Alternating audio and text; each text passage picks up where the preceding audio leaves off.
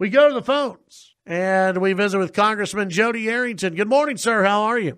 Good morning, Chad. I'm doing great. How you doing this morning? Doing great. Appreciate you joining us this morning here on the program.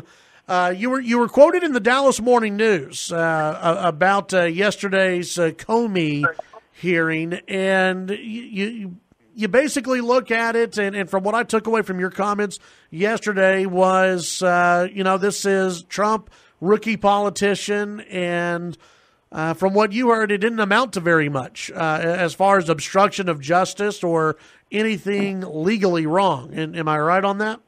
Yeah, that's my takeaway. Is this is a guy that's used to. He's been successful in business, and he's used to that environment. Obviously, there is heightened sensitivity in public office, especially the highest elected office in the land. And I'm not saying that Trump shouldn't learn from this so that we don't have unnecessary distractions, but being a little careless or loose or overly casual doesn't mean you've committed a crime. I'll tell you what I'm most concerned about is that to learn that Loretta Lynch and the Obama administration put pressure on Comey, and Comey politicized what we all knew was happening, but now it's been confirmed that he politicized the investigation into the Hillary Clinton email issue. So I think he lost some credibility there as a witness, and as we unfortunately are seeing this trial play out in court of public opinion.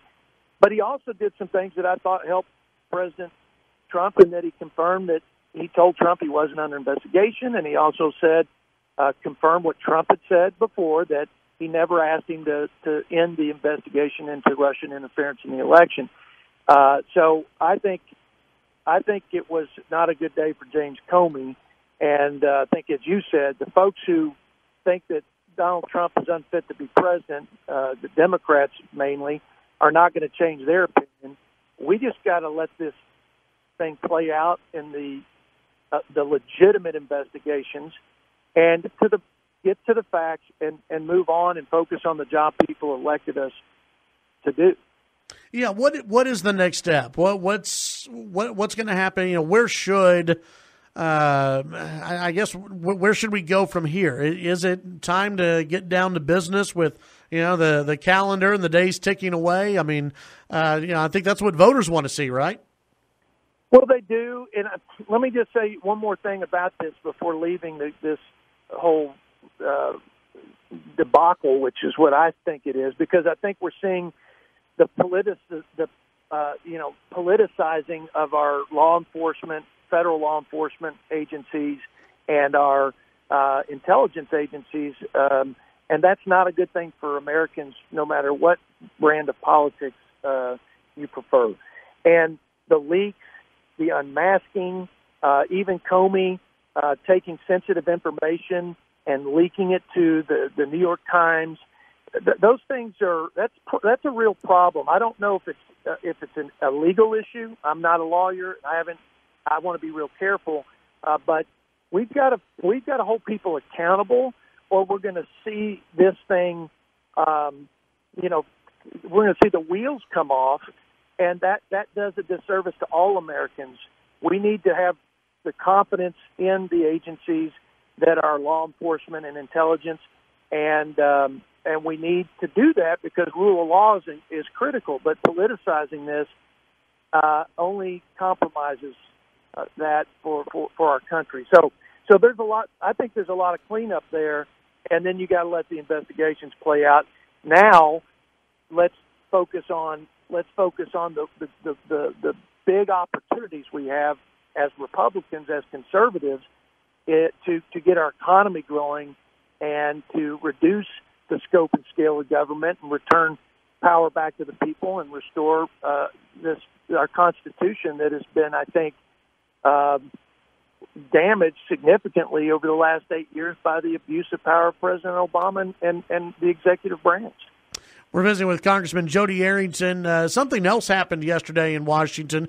It's funny because, Congressman, I think a lot of folks, when they're watching the headlines, it's all been about Comey. It's all been the UK elections, and I guess everyone thinks that Congress went home, or at least other members of Congress went home, and they didn't do anything last week or this week. But the House yesterday passed a bill aimed at reversing Dodd Frank financial regulations, which any other day of the week probably would have been headline news, right?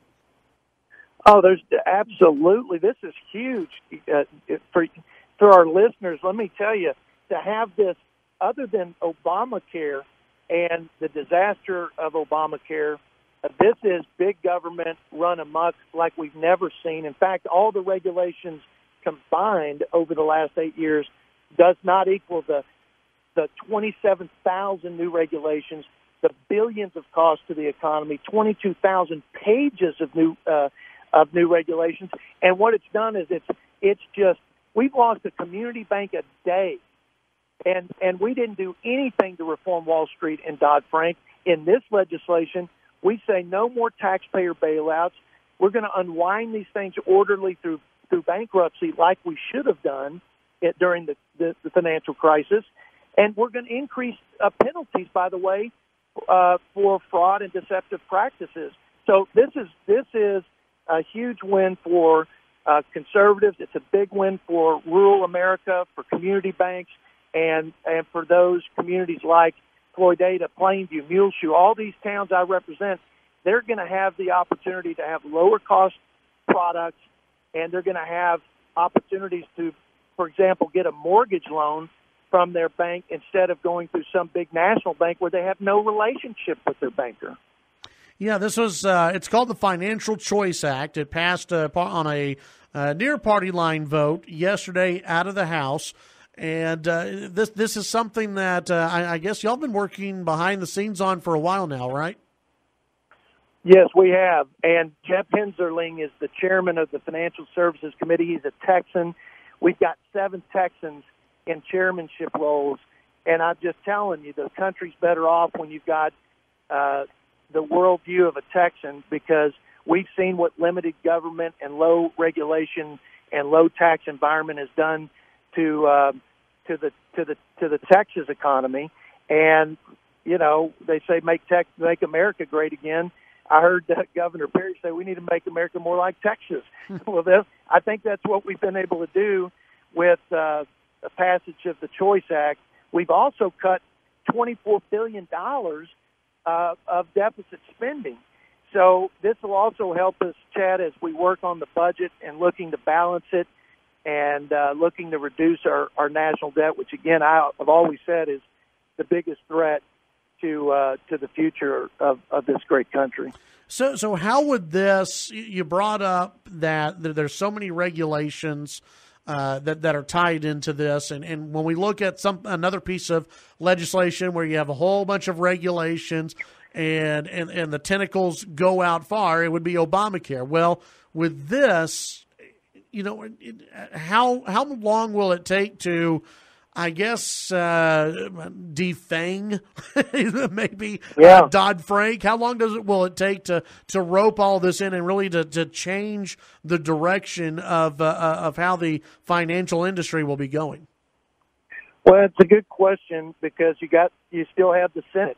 You know, we passed it out of the House, but like a lot of things, we've got to look to the Senate to pass it and get it to the president's desk. Nothing ever comes out of the Senate looking as conservative as what we produce in the House. But and you're right, there's a lot of components to this, a whole lot. One of the biggest, though, for your listeners is the Consumer Finance Protection Bureau, the CFPB, the most unconstitutional agency in the federal government. I mean, it's totally unaccountable, and it's not on budget. It's buried in the Federal Reserve, and they have wreaked havoc. If you just repealed CFPB and that component of Dodd-Frank, you'll have done 80% of the work. And so we've reduced that to law enforcement, body and not a rulemaking body, and that's a big part of the repeal. If banks will hold more capital, that is, the first line of defense for stability in the banking system, I can tell you as a former FDIC official, is capital. And if they hold 10% capital, they're exempt from Dodd Frank. So we're actually providing more cushion for and more safety and soundness in the banking system, but we're not doing it by top-down, one-size-fits-all command and control like we see at EPA, like we see at CMS with healthcare, and now as we've seen with Dodd Frank. So we've got to get the Senate to come out with something. I don't think it's going to be as comprehensive, Chad, as what we passed yesterday, but you can take some of the components, and I think you can get 8 Democrats and have a bipartisan vote on these things. And I think even CFPB and reining them in will be part of that compromise. So we'll see, but I'm proud of what the House was able to do yesterday, and I'm proud of Jeff Hensarling and his leadership at the Financial Services Committee. Congressman, I've got a break coming up. Can you stay on hold for one more segment? You bet. All right. Then when we come back, we will continue our conversation with Congressman Jodey Arrington here on the Chad Hasty Show. Back on the Chad Hasty Show, News Talk 95.1 FM, 790 AM KFYO. Joining us today, Congressman Jodey Arrington. And Congressman, everybody, along with, the questions that you probably get along with the Farm Bill is what's going on with Obamacare. There's a story today out of the Washington Post. Of course, we know right now it's up to the Senate. Senate's working on their version of the bill. The Washington Post, they're reporting that Senate GOP leadership told rank-and-file Republican senators during a talk this week that they favor keeping guaranteed protections for people with pre-existing medical conditions in a bill, which would be sort of a departure from the House approach of allowing states to opt out of regulation, ensuring such individuals are not charged more for coverage. What are your just initial thoughts on that? And is that something, if pre-existing conditions are absolutely guaranteed covered, you're not going to pay a fine, is that something that you think could pass the House?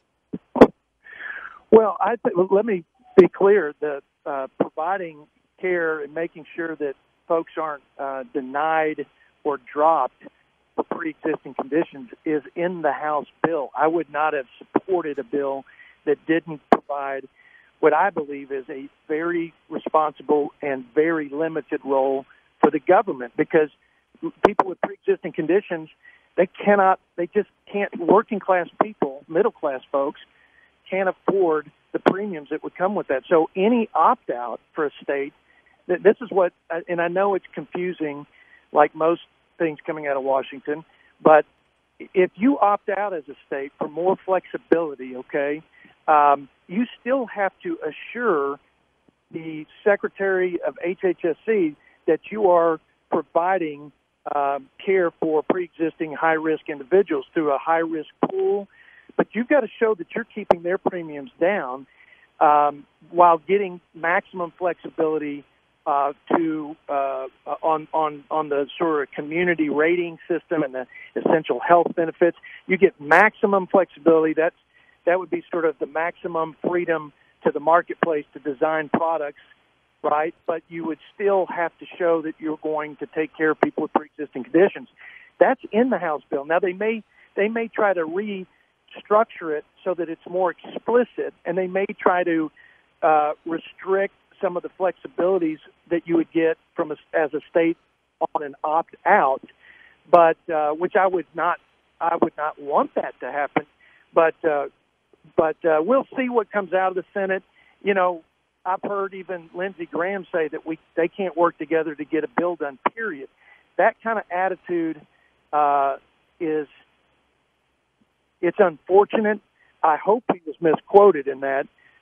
If we don't get health care reform done, if we don't effectively repeal Obamacare like we all promised we would, if the Senate doesn't do their job like I believe the House did their job, then we're going to lose in a big way. I mean, conservatives, we're going to lose because we can't get tax reform like we wanted. because of the $1 trillion in savings that's going to be transferred over to the tax reform issue. And we're going to lose the confidence of the people. We're going to lose momentum. So they need to lace it up, strap it on, and go get it done like we did. And if it's different, we'll look at it. I'll talk about the things that I like and don't like. But right now, there's really nothing to react to except for to tell you that I'm committed to making sure that we have maximum flexibility and that we still provide that limited support for pre-existing conditions. I think that's important. Congressman, let's go to the phones. We've got a caller on for you from Big Spring. It's Bruce. Bruce, you're on with Congressman Arrington. Hey, Congressman Arrington, this is Bruce Schooler down in Big Spring. How are you, sir? I'm doing great, Bruce. Good morning. Great. I just want to personally call and thank you for your support on that bill that we had talked about in Big Spring. It had to do with the Copyright Office. And I wanted to let everybody know I received a personal phone call from you while I was in Addison, Texas it was a Texas PPA event called Texas School. I was unable to answer it, but I got your voicemail, and I shared that voicemail with the president of PPA and told him how much you had supported that bill. And his response was, "You mean you got a call back from your congressman?" And I said, "Yes, I did, a personal call from Jodey Arrington." So I just wanted to thank you for that personal call that you made me after you voted for that bill. Bruce, thank you for being so great to call and thank me publicly for that. But I didn't forget our conversation that day. And we went and looked it up, and Congressman, it was good legislation. So. We got to go. Thank you so much. Okay. All right. God bless.